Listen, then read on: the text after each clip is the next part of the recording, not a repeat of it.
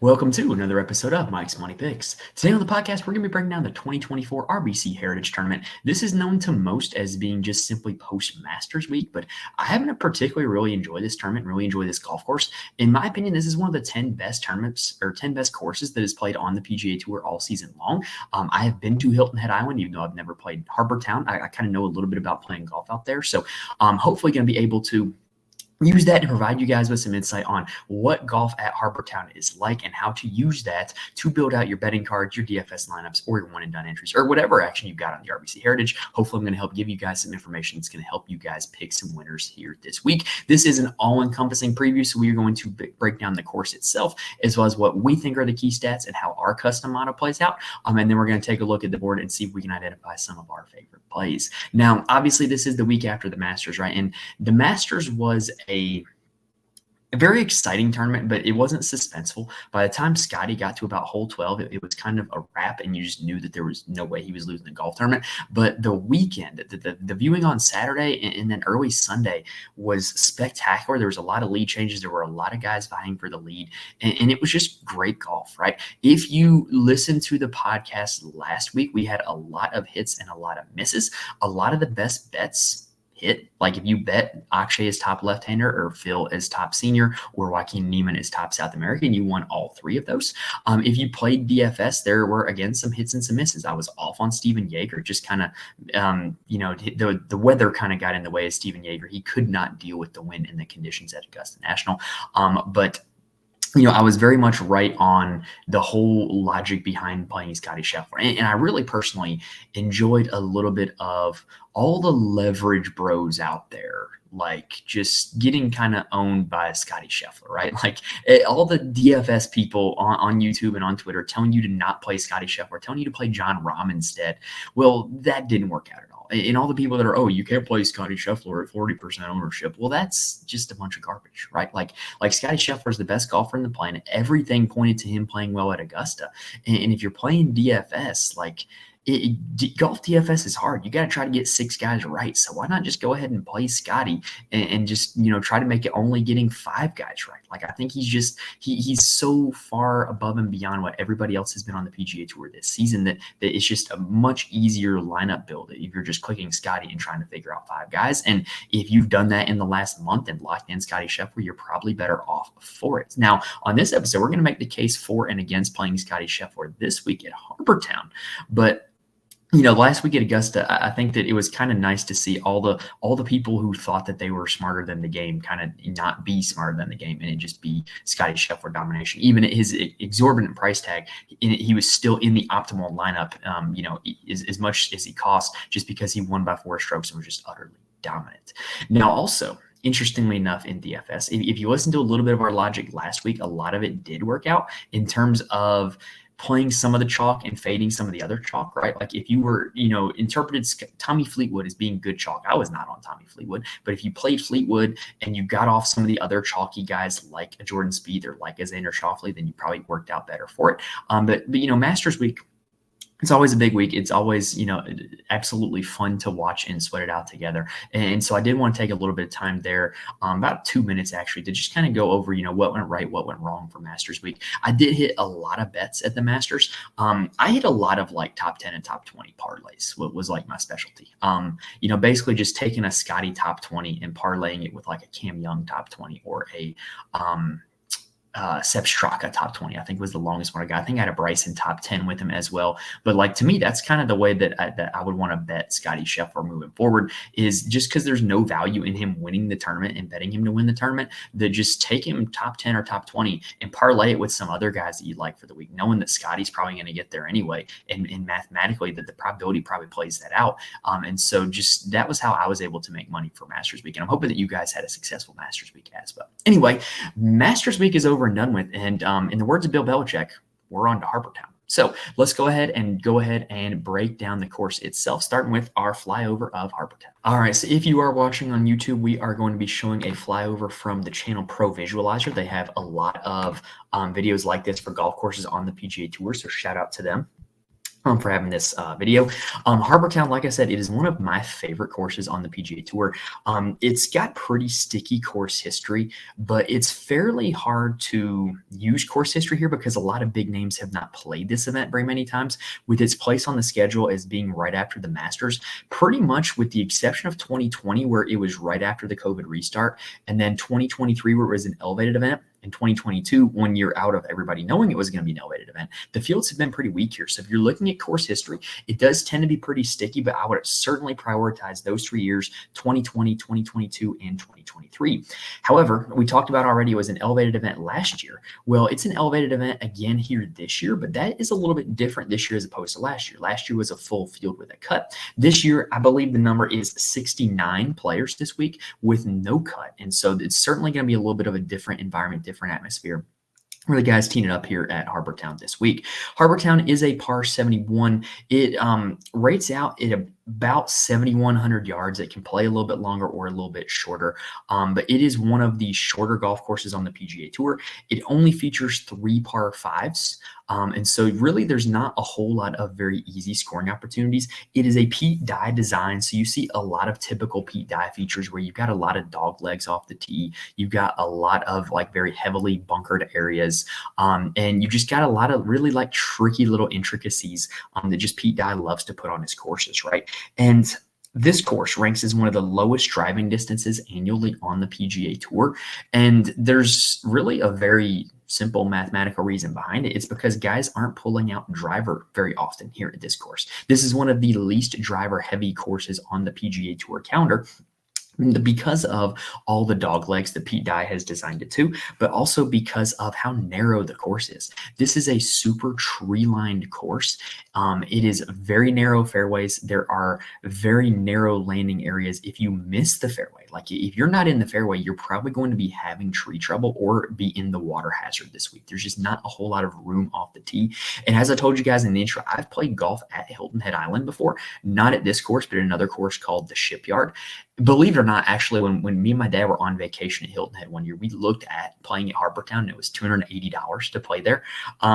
And we thought about it for a hot second and then remembered, like, wait a minute, this is a very narrow, very difficult golf course. And so we're just going to be paying $280 to spend 6 hours looking for golf balls. And so we ended up playing at the Shipyard, which is actually decently similar in design to this one at Harbour Town, except certainly not as long, certainly not as difficult. But there's just not a whole lot of real estate on Hilton Head Island. And they kind of use these like big overhanging trees to keep everything on the golf course and like not in houses or other like residential areas. So pretty much this week, you're going to have to find the fairway or you're going to be in big time trouble. Now, with all of those dog legs and kind of narrow tee shots, you end up with guys playing to a lot of similar distances and similar second shots. And so you hear people describe this course as, or describe any course as a second shot golf course. This is truly one of them because guys pretty much are just going to be trying to keep their ball in play on their first shot to set up their second shot in a similar location to where literally everybody else is going to play. So your advantage this week is not going to be gained off the tee. It's going to be gained with your second shot. And with those second shots, they're very tiny greens that they're hitting into. And so really, if you miss these greens, you're going to have to be able to get up and down. So scrambling is going to be important this week also. You tend to see a lot of shorter hitters play well here. Just look at the list of winners. Webb Simpson has won at this event, Matt Kuchar, Wesley Bryan, Stuart Sink, Satoshi Kodaira. That is not a list of bombers. So this is definitely a place where nobody is going to be boxed out for distance. Distance does not like provide a disadvantage though. Like you've seen guys like Cameron Young and Cam Davis play well here, and Patrick Cantlay has been really good at this course, and he's certainly not short off the tee because they're able to club down less off the tee, right? To play at the same exact spot, which just gives them a little bit more of a miss-hit window. But also, they're playing their second shots from the same distances, and they're just not swinging the same clubs as everybody else from those distances. So definitely distance can still be an advantage, but it's not an advantage in a way that a lot of like driver heavy courses would use to be distance as an advantage. Now, this course generally plays about medium difficult, but it can get pretty darn difficult if it gets windy and rainy. That would make short game significantly more important here.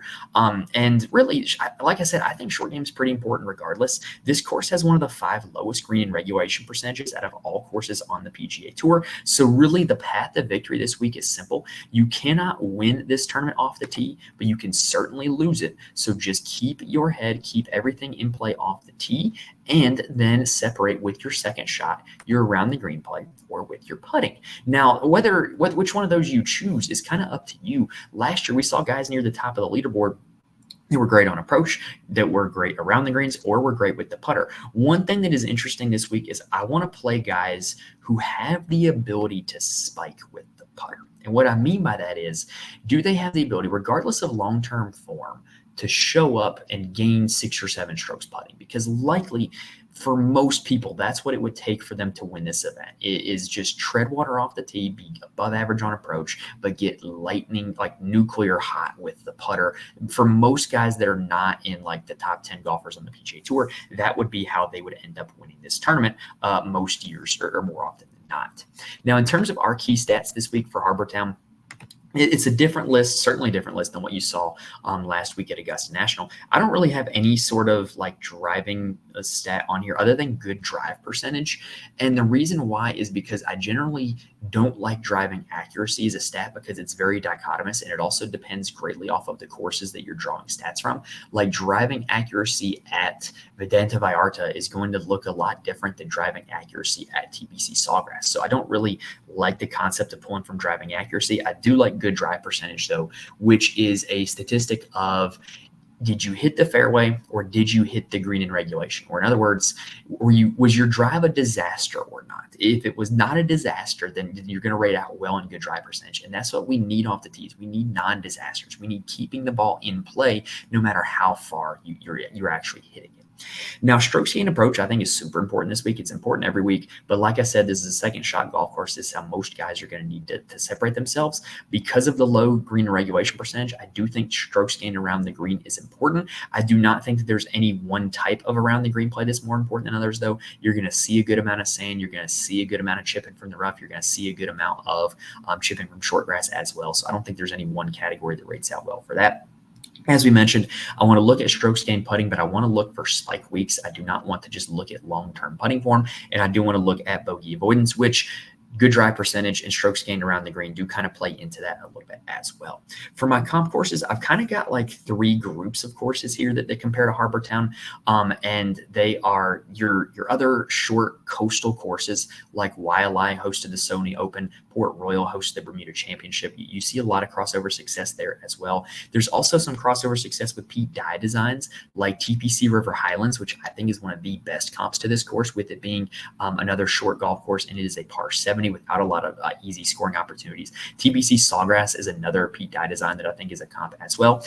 And then the other 2 like traditional shorter positional golf courses on the PGA Tour are Sedgefield Country Club and Colonial Country Club. So I do think that both of those end up playing with a little bit as well. So that is my list of the comp courses and the key stats for this week. So let's go ahead and take a quick breather, and then we are going to transition on over to the rabbit hole. Okay, so if you have been with us for a month or so now, you know that when I say the rabbit hole, I'm not actually talking about an actual rabbit hole. I'm talking about the rabbit hole, which is a site run by BetSperts Golf, where they allow all kinds of different filters and conditions and allow you to create a custom model where you can really get deep in the weeds, or go down a rabbit hole in terms of some really specific stats and conditions that are going to matter this week for the golf course. So the rabbit hole stats this week that I'm using and my custom model I'm going to share here with you guys. So in terms of like general play this year, I do want to prioritize, approach play recently as it's been.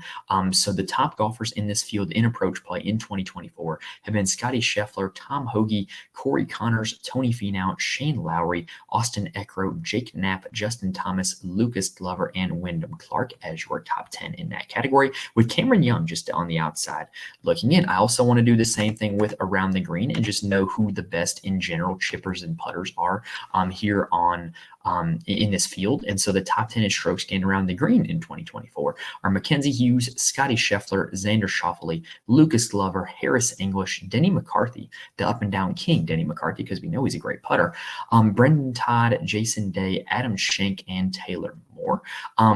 You'll notice a pattern with a lot of these. There's going to be a name that pops up like pretty much every single time. Now, I do want to also look at putting spike weeks, right? So who are the guys who can, have a big time week putting? And if you look at just this calendar year, guys who have been able to gain 2 strokes putting in a round most often have been Nick Dunlap, Brendan Todd, Peter Malnati, Matthew Pavone, and Wyndham Clark. 3 strokes in a round, Peter Malnati, Wyndham Clark, Xander Schauffele, Brendan Todd, Alejandro Tosti, Nick Dunlap, and Adam Hadwin, with Luig Obar and Rory McIlroy right on the outside on that list. 4 strokes putting in a round have been Wyndham Clark, Webb Simpson, Patrick Cantlay, Peter Malnati, Luig Obar, Nick Taylor, Austin Eckroat, and nobody else has done it. And then if you go to 5 strokes in a round, only 2 guys have done it, and that is Wyndham Clark and Nick Taylor. So those are all names that I just read, guys who can spike with a putter, and I'm certainly going to give a little bit of a bump to this week, knowing that they can get hot with that putter, and this tournament is likely going to need somebody to get hot with the putter in order to win it. Off the tee, I mentioned this in the key stats, but I do want to look at good drive percentage. And so the best guys in this field in good drive percentage in 2024 have been Shane Lowry, Siwoo Kim, Scotty Scheffler, Matthew Pavone, Akshay Bhatia, Will Zalatoris, Tommy Fleetwood, Cameron Young, Thomas Dietrich, and Bryce Gardner. Now from here, I want to start getting a little more filtery, right? And so what if I just look at short courses? Who have the guys been who have been the best off the tee at short courses? Because that's what we're going to be dealing with this week. And that has been Luig Obar, Siwoo Kim, Corey Connors, Scotty Scheffler, and Colin Morikawa. If we change the filter to strokes gained total at short courses, we've got Luig Obar, Scotty Scheffler, Justin Thomas, Xander Schauffele, and Eric Cole as your top 5 there. Not surprising to me to see Ludwig pop up at the top of both those lists. He is very long and very accurate off the tee, which is generally going to play well anywhere. But his one win on the PGA Tour has been at a short golf course, which was at the RSM Classic. Now, if we switch it on over to less than driver courses, so courses where guys aren't going to be swinging driver a whole lot, who rates out the best off the tee at those courses? The top 10 on this list is Luig Obar, Colin Morikawa, Scotty Scheffler, Sungjae Im, Corey Connors, Austin Eckroat, Alejandro Tosti, Chris Kirk, Tommy Fleetwood, and Rory McIlroy rounding out the top 10 in that category. If we move on over to now more of a what's the word I'm looking for? Specific look, though. We're looking at just courses that have the same grass here as Harbour Town. You know, the Bermuda green, Bermuda grass overseeded with POA. That type of grass that they're going to be putting on this week. We've seen a lot on the PGA Tour this season. I do believe this is the last time we're going to see it this season. But if you do look at strokes gained putting on all the courses that feature that Bermuda POA overseed, the top 10 in strokes gained putting are Matt Fitzpatrick, Brian Harman, Nick Taylor, Adam Shank, Xander Schauffele, Thomas Dietrich, Nick Dunlap, Jason Day, Mackenzie Hughes, and Christian Bezuidenhout. Now, also, if you want to look just at course history, we can look just at Harbour Town and look at who the best players are. And number 1 in strokes gained Harbour Town is Patrick Cantlay, who pretty much has been second or third here in each of the last 2 years. He also has another top 3 finish. He's been great here. You also have Matt Fitzpatrick, last year's winner, coming in second, with Cam Davis, Corey Connors, Jordan Spieth rounding out your top 5. Jordan Spieth, the 2022 champion at this event, beating Cantlay in that playoff. And then the rest of the top 10 is Brian Harman, Scotty Scheffler, Justin Thomas, Tommy Fleetwood, and Taylor Moore. Now, if we switch it on over to one more condition, who plays Pete Dye designs well? Well, the top 10 in that category is Xander Schauffele, Scotty Scheffler, Brian Harman, Sungjae Im, Patrick Cantlay, Matt Fitzpatrick, Corey Connors, Sam Burns, Shane Lowry, and Christian Bezuidenhout. So hopefully was able to give you guys a lot of names there that have different aspects of their game that pop up at Harbour Town. And if we run all that into a custom model, it should come as no surprise who number 1 is. That man himself, Scotty Sheffer. Quite frankly, if you're watching any content this week and Scotty Scheffler is not number 1 in a custom model, I would question the validity of that model because he just ranks out so well in literally every category for every golf course, especially one like Harbour Town that does require accuracy off the tee and does emphasize around the green play, which he is good at both of those things. Number 2 in my model, Xander Schauffele. Not shocked to see that when he plays Pete Dye designs well. He's a very well-rounded golfer like Scotty as well. Does not have any weaknesses in his game and historically plays great at shorter golf courses and Pete Dye golf courses. courses. So that checks out. Number 3 is Corey Connors, followed by Siwoo Kim, another Pete Dye specialist. Tony Finau rounding out the top 5. That one surprised me a little bit, but it's because of the recent approach play. He's continued to be a great approach player no matter what the finishes have been for Tony Finau this year. The rest of the top 10 is Shane Lowry, Luig Obar that we mentioned already, Wyndham Clark at 8, Brian Harman 9, Russell Henley 10, with Justin Thomas, Matt Fitzpatrick, and Akshay Bhatia sitting on the outside looking in. In terms of like DFS value plays or betting long shots, the farthest up, well, the best guy on the board that's in the 6K range on DraftKings for me is Austin Eckroat at 21. If you're curious, Rory McIlroy came in at 23. Eric Van Rooyen at $6,700 of DraftKings came in at 26. And then there's a few more value plays right after him with Matthew Pavone at 28 and Lucas Glover at 29. So there is my custom model. That is just the Monday version, though. I will go ahead and tell you guys, if you want to know who actually ends up in the top 10 of my final model, because I do tinker with this all week long. If you want to know who ends up in the top 10 of my final model, go subscribe to my Patreon, patreon.com/Mike'sMoneyPicks. Every single week for the PGA Tour, including the alternate events, I will be posting an article where I profile my core plays as well as my DFS strategy for the slate, as well as my final model top 10 and who generally suits the course well. And in the article, I'll also go over whether those guys are good plays, whether they're going to be chalky, whether they have red flags, all that. So if you do want all that information, subscribe to my Patreon, patreon.com/Mike'sMoneyPicks. We'll be doing that for the rest of this PGA Tour season.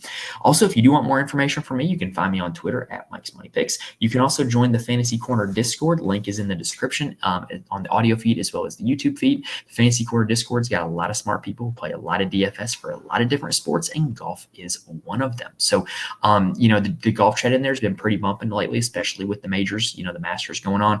And MLB is in full swing. NBA is approaching the playoffs, and college football and college basketball are another two big ones when those get back in season. So if you want more people to talk DFS with or just sweat out bets with or anything like that, the Fantasy Corner Discord is the place to go for that. All right, now let's go ahead and take a quick breather, and then we're going to take a look at the board and see if we can find some DFS plays and some bets that we like, and then we're going to close it out with one and done. Looking at the DraftKings board or the betting board or the FanDuel board, whatever, you're going to see at the top of the list. It's going to be Scotty Sheffer. He is like the great white whale of this slate almost, right? On DraftKings, he's at a staggering $13,300. In the betting market, he is at like 4-1. And y'all, I kind of said this about him last week. I just don't think it's sustainable to bet him to win golf tournaments at 4-1. If you want to maybe parlay that with like an NBA play-in game or something like that, I think that's probably how you could get the best value out of it. But it's quite frankly unsustainable for Scotty to continue to win 25% of the golf tournaments that he plays. On DraftKings, I think he's a much better play than betting him outright because he doesn't have to win. You can, like we talked about in the intro, you can play him at 40%. If he comes in T3, you're going to be just fine. And you have one less guy in the rest of your lineups that you're going to have to get right. Now, this week, I do think that this week out of any, you can make the case for fading Scotty Scheffler. One, we all know about the baby narrative where his wife is currently very pregnant and may have to leave a tournament at any time to go witness the birth of his first child. And she's not due like this week. Like, as somebody who recently went through this for my football season where I was coaching, where my wife was a week late, it's quite stressful. But, you start planning on having to leave in the middle of something, like when you're like a month out, and you might not have to actually do that until after the due date. So, I don't necessarily know if that happens this week or not, but that's certainly something that can happen this week and really any of the next few weeks. But also, you got to think about the emotional roller coaster he's just been on, winning the Masters and doing all that goes with that, all the TV appearances, all the interviews, all the media obligations, right? It's just a lot to win the Masters and come back the next week and play a golf tournament. But also, this is a course where he's going to have to separate on his second shot and with his putter. And, the driver is going to be pretty much taken out of his hand on this, which he's an elite driver of the golf ball. So I think this week, more than any week, you can make the case to fade Scotty Scheffler. But it's not a comfortable fade, right? Like there's still like an opportunity that he's just going to win this golf tournament by 7 strokes just because he's the best golfer in the world, and it's not really all that close. And so this week I'm probably more likely to be under the field and over the field on Scotty, even though I have been over the field to him in DFS for like all of the last month. I think if you're betting Scotty Sheffer, what you want to do, like I talked about this with the Masters, is go ahead, pick him top 20, parlay it with somebody else to go top 10, top 20. That's where the money is, because his floor is like 20th place, especially in an elevated event where he's guaranteed 4 rounds. And even if he struggles the first 2, he can bounce back and have a good third, fourth. Now, Rory McIlroy is next up on DraftKings and in the betting market. I'm not a big fan of how Rory sets up at this course. His recent iron game has not been great. His recent around the green play has not been great. And the Masters, I don't know, maybe he'll never win at Augusta, right? It's not looking that way. And that pressure really got to him with that 77 that he shot on Friday, and then was not able to, kind of do what we expect Rory to do in backdoor a top 10 or top 5 at the majors with a 73 on Sunday. So I think this also is this course is a red flag for Rory, given that he does a lot of his damage with his driver, and it's going to be taken out of his hand a lot of times this week. I just don't think this is a great setup for Rory. If you are a DFS leverage ownership bro, Rory McIlroy should be your guy this week, because everybody's either going to pay up for Scheffler or they're going to go down to one of the next 5 golfers, all of which I can make a very compelling case for. And I don't think Rory is going to get a lot of ownership at all in DFS. Xander Schauffele is probably going to be the guy at the top that I play the most of this week. He's just got a super well-rounded game. In each of the last 3 tournaments, he's finished no worse than 8th, and he has gained strokes, at least 1 stroke total per category in all 3 of those tournaments. That's really hard to do. It's a sign that he's very balanced as a golfer in terms of his strengths and weaknesses. And it also means that he is just playing really solidly, right? There's no weaknesses to his game. I cannot stress that enough. Last year, he played here and finished 4th. That's really the only time that this iteration of Xander Schauffele has played this tournament, because he hadn't played it before then until 2020. We know he shows up at P-Dye courses. We know he shows up at short golf courses. But in fact, what's interesting enough to me is he actually tends to play well after a major. Last year, played the Masters and then finished 4th here. Played the U.S. Open and then had a top 20 at the Travelers. He also won the Travelers back in 2021 or 2022. I can't remember which year, but he won the Travelers in a pretty similar scenario where he was coming off of a win, or not a win, but coming off of a top 10 at a U.S. Open and played very well and won the Travelers, right? So he just checks off a lot of boxes this week. He is probably going to be my guy at the top of the board. Luig Obar, we talked about already. He is the long hitter who is elite at short golf courses.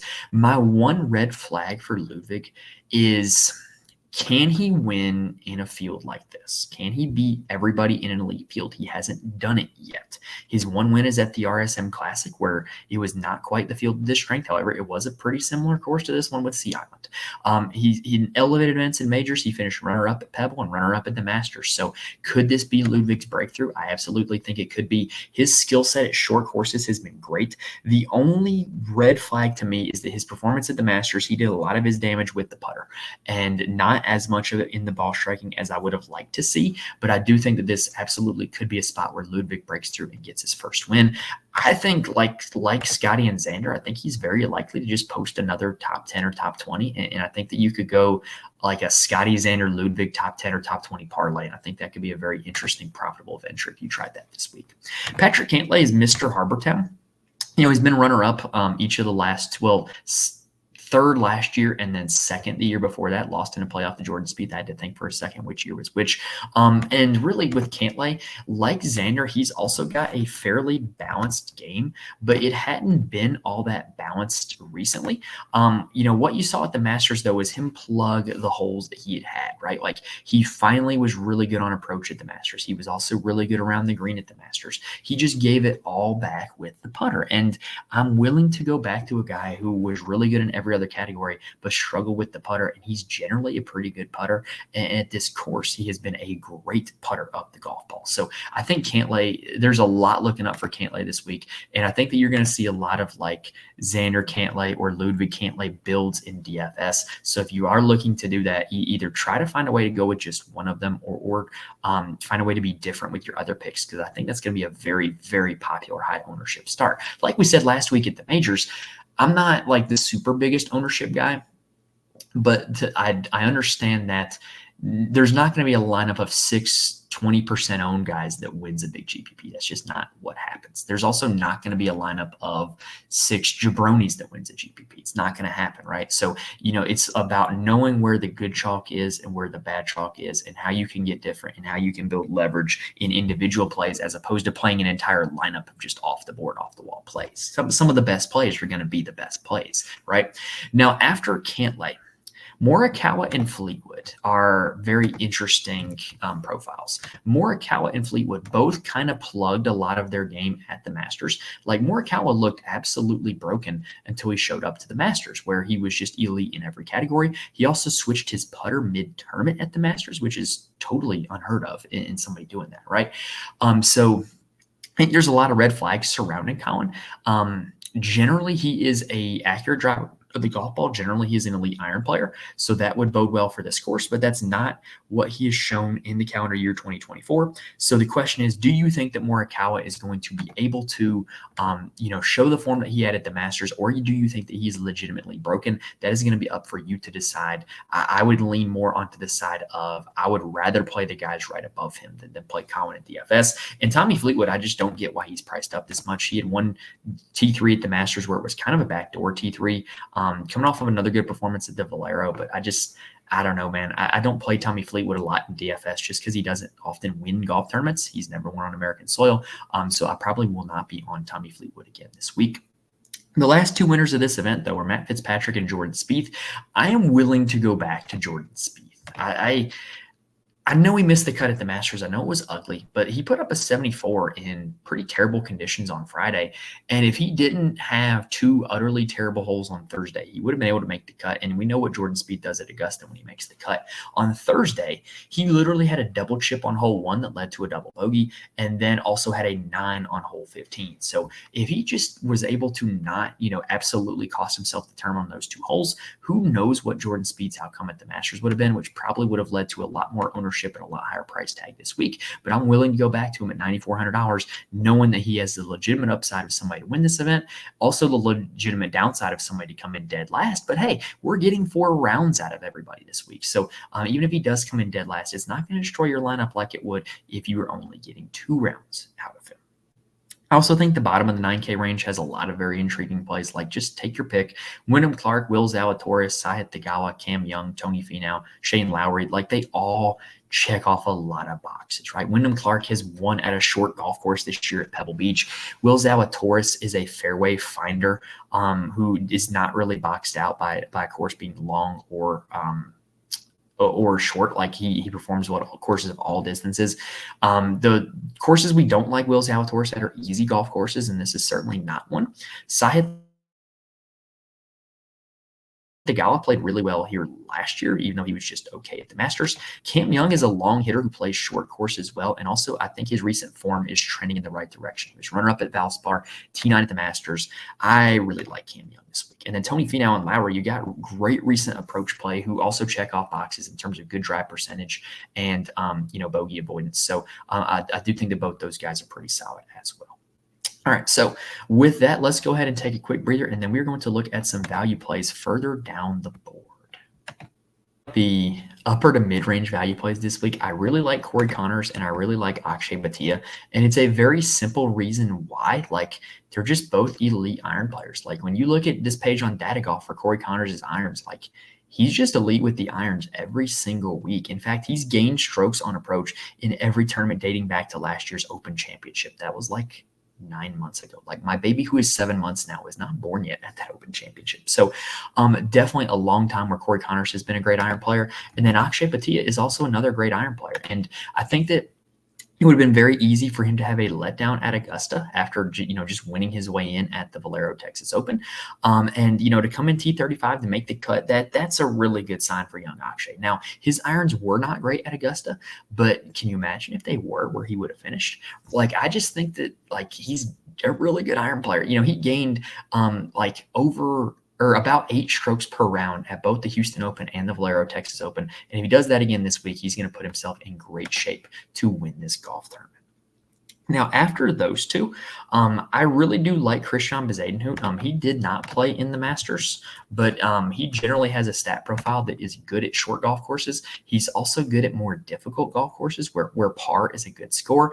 So I do think that Christian Bezuidenhout is in a pretty good spot. Last year, played this tournament, was terrible around the green, which is not normally his MO, and finished T19, had a great week on approach as well. So Christian Bezuidenhout does catch a little bit of my interest also. But another guy that I got to talk about is Cam Davis. So Harris English is sitting right above him. I think Harris English is going to be the pivot if you're worried about Cam Davis's ownership. He's a guy who plays short golf courses very well. But Cameron Davis, his history at Harbour Town is like elite. 25th, 3rd, and 7th in 3 tries. And he's been just pretty darn solid in all those appearances in terms of where he gained and lost strokes. He did lose strokes in his first appearance, but I'm going to assume that was because of a water ball or something, because that's kind of uncharacteristic for Cam Davis. And then he's also had 2 recent good finishes in a row, T21 at the Houston Open, T12 at the Masters, right? Like his game is coming together, and I think that everybody and their brother is going to play him. So like I said, I think you can pivot up to Harris English. I think that Tom Kim and Taylor Moore, both in the similar price range to Cam Davis, are very interesting also. They might take a little bit of ownership down from Cam Davis because, Tom Kim firing the 76 on Sunday at Augusta, everybody's going to be on him. Taylor Moore had a great week at Augusta as well, so I think people are going to be on him also. Now, one guy that I do got to talk about is Adam Shank, and it's kind of like scary how little people are talking about Adam Shank, considering how good he's been. He has made 4 cuts in a row, dating back to the Players where he had a top 20. And then he was T5 at the Valero Texas Open and T12 at the Masters. And in this little run, he has been great with his irons. He's been great around the green, and he has shown the ability to spike with the putter. That's a lot of boxes that we want to check off here this week. He has played short courses in his career pretty well. T4 at the John Deere Classic. Lost in a playoff at Colonial Country Club last year. And then last year at this tournament, he was T31, where the only category where he lost strokes was with the putter. So Adam Shank, to me, checks off a lot of boxes, and I'm surprised that very few people are talking about him this week. It makes me certainly more intrigued because I think that he might come in at slightly less ownership. Now, another guy that I do have to talk about is Matthew Pavone. So Matthew Pavone is an interesting one because, what are the chances that this guy's just really, really good at golf? I think there's a pretty good chance he is. He came over to America this year from Europe and immediately started with a T7 in Hawaii, and then followed that up about 2 weeks later with a win at the Farmers Insurance Open. And then followed that up with a 3rd place finish at Pebble Beach. Well, you know what course is pretty similar to Pebble Beach? Harbour Town. I really think it is because Pebble Beach is a little wider off the tee. There's a little more room for a big miss, but it's a short golf course. It's going to take driver out of your hand most of the time into really small greens. So I do think that Matthew Pavone might have the game to really contend here, and I hope that he's going to come in at very low ownership at his price tag of $7,000. Now, the other guy that I want to talk about, really 2 more, and then I'm going to be done talking, is Nick Taylor. So Nick Taylor had a very disappointing missed cut at the Masters, but he's never played the majors well in his career at all. And so that shouldn't come as a super big shocker. But you look at his history at short courses. He has been great at short courses. He's also been great with his irons recently. The start at the Masters was the first start where he's lost strokes with his irons in the calendar year 2024. He played this event last year and came in 41st place, only losing strokes off the tee, and that wasn't very much at all. So Nick Taylor, to me, checks a lot of boxes, and he's a value play that I'm going to be getting to as well. And then Thomas Dietrich is another one. So you guys know, if you watch the show enough, you know that I have a few of my guys, right? I play Finau a ton, I play Spieth a ton, I play Akshay Bhatia a ton, I play Thomas Dietrich a ton as well. I think he's very talented. I think it's only a matter of time before he wins on the PGA Tour. But you look at what he's done in his last 2 starts on the same type of putting surface that he's going to see this week. This is a guy who's very hot and cold with the putter, and he's been very hot with the putter in the starts on this type of grass that we're going to see this week. So, T2 at the Houston Open, where he was great in all 4 categories, T17 at the Valspar, where he only lost strokes around the greens and was great off the tee and on approach. And I think that this is just a pretty good setup for Dietrich. Last year, he did miss the cut, but he was really good with the putter and really bad on approach. I'm going to assume he put some balls in the water for his approach play to be that poor. So I really do think that this could shape up to be a really good week for Thomas Dietrich. If you remember the last elevated event that he played where there was no cut, the Pebble Beach Pro-Am, T4. and he great on approach or around the greens at that event. So I do think that everything shapes up well for Thomas Dietrich this week as well. He's going to be one of my favorite value plays of the entire week. This is a week that I do think that you can take a little more chances near the bottom of the board in terms of building out your DFS lineups. Or making like top 10 or top 20 bets, because you know that the guys near the bottom here are going to get all 4 rounds because there is no cut. And I definitely think that plays into the hands of guys like Dietrich, who certainly on a normal event have a lot of missed cut equity, but also a lot of top 10 equity as well. All right, so that does it for the board. Let's go ahead and close this thing out with some one and done talk. So it continues to be a poor one and done season for me. I had Brooks Koepka last week, which now looks like an absolute waste considering I played one of golf's best major championship performers at a major where he finished 9 over par and never really contended.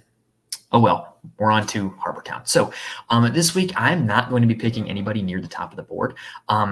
If you notice here on the one and done that I'm picking here on the screen, I still have Scotty Sheffer available. And I know a lot of people have used him for a win already. So it might look bad that I have not used him on one of his wins, but I'm banking on the fact that maybe I can get a win or like a guaranteed like T2 or T3 at an event later on down the road, especially an elevated event. But I am not going to be playing anybody near the top of the board this week, because this is the type of golf course where anybody can contend, anybody can win. Distance does not box anybody out. Accuracy is a priority. Keeping the ball in play is a priority. And you're going to need to get hot with your irons and with the putter to win. And anybody in the field can do that, not just the guys near the very top. I prefer to play guys like Rory, guys like Wyndham Clark, guys like Xander at longer tracks where they're going to be able to separate themselves with their driver. If I were to play any of them here, maybe it would be Xander. But I do think there's other spots down the road where you can use Xander. As well-rounded as he is, I think you can play him pretty much anywhere and be okay. I wouldn't mind going with Patrick Cantlay, who's been Mr. RBC Heritage, with what he's done in the last 2 trips here with a second and a third, and with his game turning around at the Masters. I think that Ludwig is a solid option as well, but like I've said about him all the time, like there's going to be an event during the summer where it's going to be a really poor field and he's going to be the favorite. And I would really like to have him for a week where he's the favorite as opposed to a week where he's competing against the other best in the world.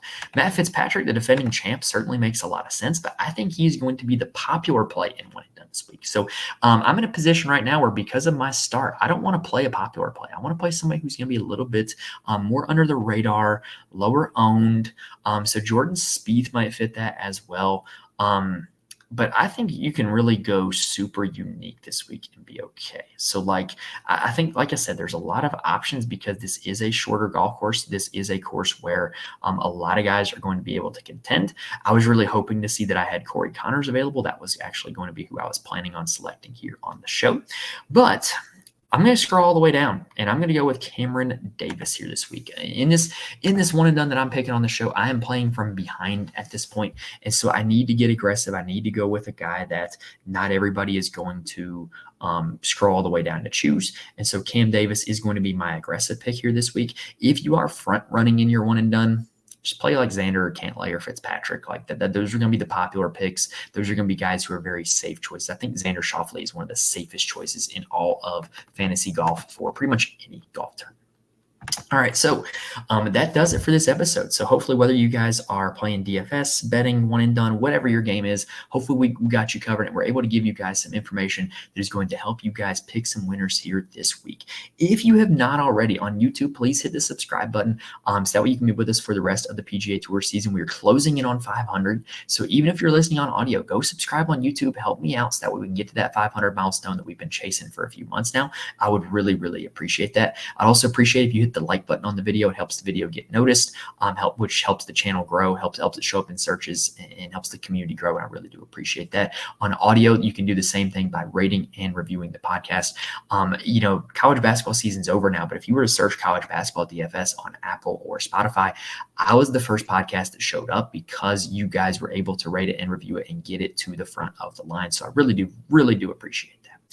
Reminder, if you do want more from me, you can follow me on Twitter at Mike's Money Picks. Join the Fantasy Corner Discord. Link is in the description. And you can get my full weekly golf article on the Patreon, patreon.com/Mike's Money Picks.